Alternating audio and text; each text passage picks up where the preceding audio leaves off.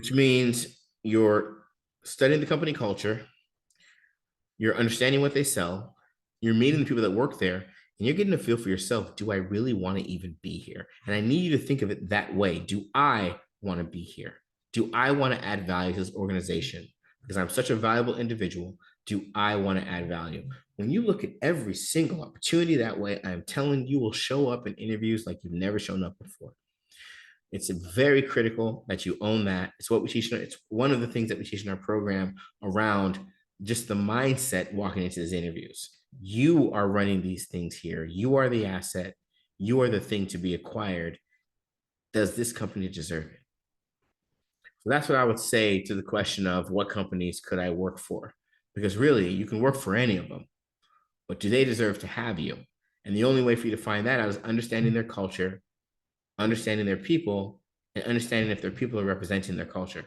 And then, of course, like I said, know the drugs and the products. It's going to serve you to be on the cutting edge of some amazing products coming out, as opposed to joining a company that has products they've had in their pipeline for 20 years with no future prospects. I think you know which one to actually consider.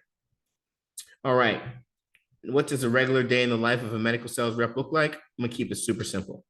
Whether you're med device, whether you're pharmaceutical, you're going from your account to account to account all within a given day.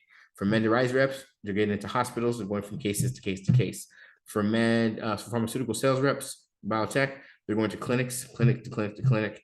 They're befriending and developing relationships with the staff, then with the provider, then influencing over time. Similar thing going on in the med device space, probably a longer to develop those relationships, and probably requires you having to go above and beyond on where to find them and spend more time, maybe a little bit more in their world to continue to foster and build those relationships to influence the sale. Both require you to be ready at all times, especially in med device and a procedure. They need something and the competitor doesn't have it, you definitely want to have it.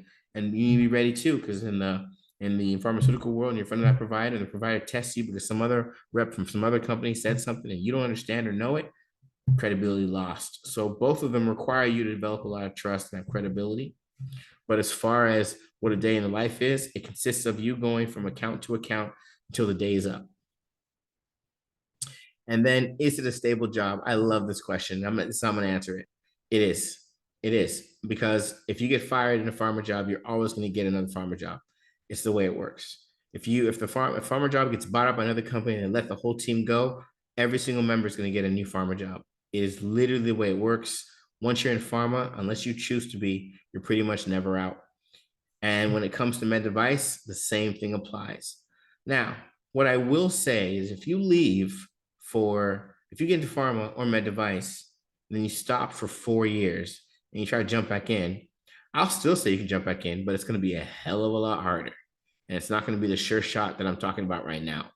I'm talking about if you get fired or if you're let go or a company gets bought and you're out of a job, give it less than 3 months, you will be right back into a job. That's how secure the industry is. And that's one of the reasons why it's such a coveted industry. It's like teachers, right? You can always be a teacher. Teachers, you're never going to see a situation where they can't, there's too many teachers, you can't do it. Or nurses, there's never a situation, there's too many nurses, we can't let you be a nurse. They're craving them. They're craving the reps too. And if you're someone that's already a rep, you have that experience, another company is craving you.